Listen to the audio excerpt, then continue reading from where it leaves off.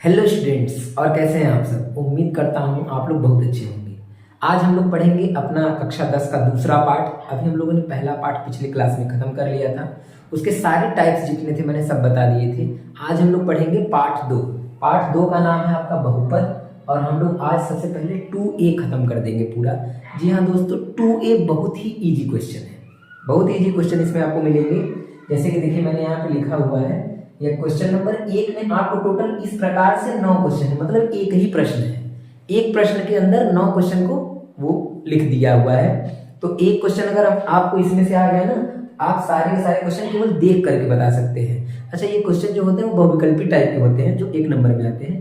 तो आप लोग केवल इन प्रश्नों को देख कर बता सकते हैं कि इसका आंसर क्या होगा। ठीक है, चलिए आइए सबसे पहले प्रश्न को पढ़ते हैं कि क्या लिखा है। देखिए क्वेश्चन में लिखा हुआ है कि किसी बहुपद fx के लिए y बराबर fx के ग्राफ दिए गए हैं। ये सब ग्राफ दिए गए हैं, सबको ग्राफ बोलते हैं। ठीक है, प्रत्येक ग्राफ में fx के शून्यकों की संख्या ज्ञात कीजिए।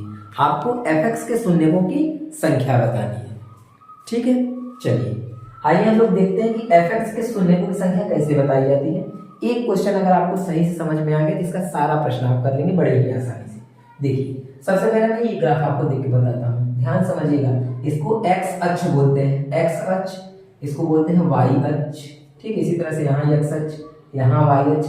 आपको इस ग्राफ को देख के ये बताना है कि इसमें शून्यकों की संख्या कितनी होगी। तो वेरी सिंपल, समझिएगा बात को। आप इस ग्राफ को देखिए और बताइए कि जो ग्राफ बना हुआ है x अक्ष और y अक्ष को छोड़कर, जो बना हुआ है उसको छोड़ करके, तो ये बना हुआ है, ये x अक्ष को कितनी जगह पे काट रहा है। तो आप कहेंगे केवल एक जगह पे काट रहा है। केवल x अक्ष को देखना है ना, कितनी जगह पे काट रहा है।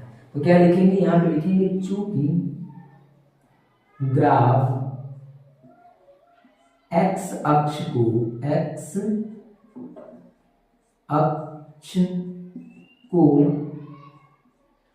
एक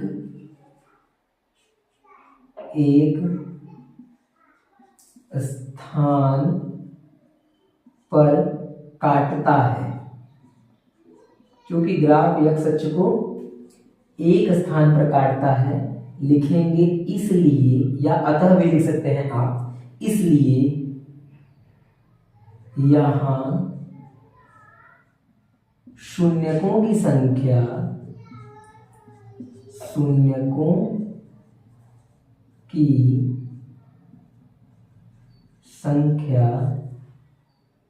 एक होगी।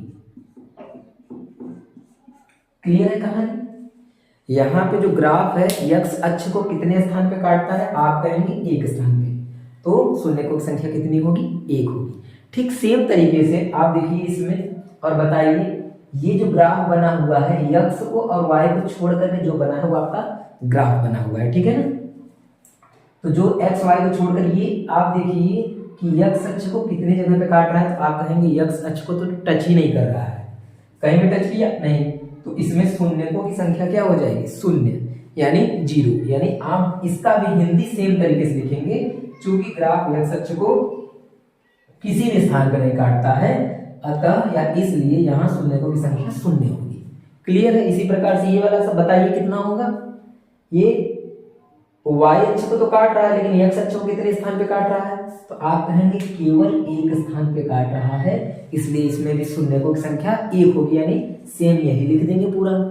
क्लियर। आगे देखिए ये वाला बताइए, तो ये कितने जगह पे काट रहा है x अक्ष को, एक यहाँ और एक यहाँ। इसको मत गिनिएगा ना, क्योंकि ये y अक्ष को काट रहा है, हमको x अक्ष का बताना है। ठीक है, तो इसका आंसर क्या होगा, 2।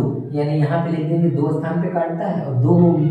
क्लियर। आगे देखिए इसमें बताइए क्या होगा। इसमें एक यहाँ काट रहा है, एक यहाँ पे काट रहा है और एक यहाँ पे ना, तो कितना उत्तर इसका होगा, इसका शून्यकों की संख्या होगी 3। ठीक है, एक क्वेश्चन मैं आपको बताता हूँ कि मतलब आपके लिए देता हूँ कि कमेंट में मुझे बताइएगा कि इसमें शून्यकों की संख्या कितनी है। ये क्वेश्चन, ठीक है ना, ये क्वेश्चन नंबर 7 है। छठवां वाला मैंने छोड़ दिया है और बाकी 9 क्वेश्चन है, आप तो कुल इसको देख के ही बता देंगे कि इसका आंसर क्या होगा। ठीक है, चलिए तो अब देखते हैं हम लोग आगे का 2B, क्योंकि 2A में कुछ खास था नहीं, केवल देख करके ही आप आंसर बता सकते हैं। तो 2B हम देखते हैं कि उसमें क्या करना है, बल्कि वो इंपॉर्टेंट है और पेपर में पक्का है कि उसमें से एक क्वेश्चन आपको बनेगा। ठीक है, चलिए तो इसका कमेंट में मुझे आंसर बताइए तुरंत अभी और आगे का देखिए। देखते हैं 2b। 2b में सबसे पहले मैंने टाइप लिया है जो बहुत इजी टाइप है। सबसे पहले मैंने इजी वाला ही बता दिया है आपको, क्वेश्चन नंबर ये 9 है। फिर इसके बाद हम लोग थोड़ा सा इससे हार्ड वाला पढ़ेंगे, ठीक है ना। ये इजी है और केवल एक ही नंबर का क्वेश्चन ये आता है पेपर में, 2 नंबर का उम्मीद मत करिएगा क्योंकि बहुत छोटा क्वेश्चन है, ठीक है। तो 2b बहुपद में ये क्वेश्चन बोल रहा है कि x square plus x plus के का एक शून्यक एक हो तो के का मान बताइए।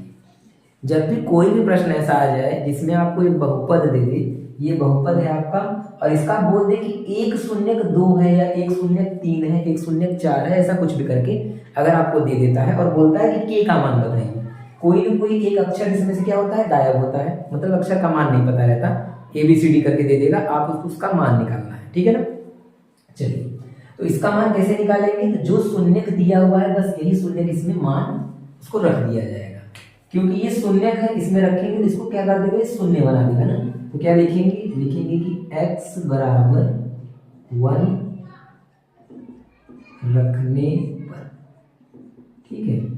किसमें रखेंगे x बराबर 1, इस बहुपद में आपको x बराबर 1 रखने पर। जब आप 1 रखेंगे तो होगा क्या कि x स्क्वायर, x के जगह क्या रखना है आपको, 1 रखना है ना, 1 रखिए, 1 का स्क्वायर प्लस 1 प्लस के और बराबर में क्या ले लेंगे आप, 0। क्यों ले रहे हैं 0, क्योंकि ये शून्यक है, जैसे ही वैल्यू रखेंगे वो शून्य बना देगा पूरे मान को, ठीक है ना, बराबर में 0, ठीक। तो ये हो जाएगा आपका 1 का स्क्वायर 1, ये 1 और ये प्लस के बराबर में 0। 1 और 1 जोड़ दीजिए कितना हो जाएगा, 2 प्लस के बराबर में 0। 2 को उधर भेज दीजिए उस साइड में, पक्षांतर कर देंगे तो ये हो जाएगा आपका -2। क्लियर हुआ, ये आपका हो गया के का मान यानी आंसर। ऐसा क्वेश्चन आपको मिल सकता है 1 नंबर का बहुविकल्पी क्वेश्चन में। अच्छा, ये बात नहीं है कि यही क्वेश्चन आ सकता है, क्वेश्चन चेंज कर सकता है ना, याद रखिएगा। हो सकता है क्वेश्चन यहाँ पे x की जगह पे t दे दे, q दे दे, कुछ भी दे दे, और k की जगह पे आपको p दे सकता है, ज्यादातर p या m आ सकता है। ऐसे क्वेश्चन बने हुए हैं और पेपर में आए भी हुए हैं, ठीक है ना। तो मैं आपको केवल ये सिखाना चाहता था पूरा कि अगर कभी एक शून्यक दिया हुआ हो तो उसको मान को रख दिया जाता है और जो मान आपसे पूछा वो निकाल लेते हैं, बस इतना मैं सिखाना चाहता था इस क्वेश्चन के माध्यम से। अच्छा, 1 नंबर का ऐसा क्वेश्चन लगभग आता रहता है, हर साल ही आता है ना, तो इसको जरूर ध्यान समझिएगा। और इस टाइप के क्वेश्चन आप चाहें तो अनसॉल्व पेपर में से हल कर सकते हैं, ठीक है। चलिए, वीडियो देखने के लिए बहुत बहुत धन्यवाद। अगर वीडियो आपको अच्छा लगा हो तो कमेंट कर दीजिएगा छोटा सा, और जो मैंने आपसे प्रश्न पूछा है उसका कमेंट मुझे जरूर करके बताइएगा उसका आंसर क्या होगा। Thank you.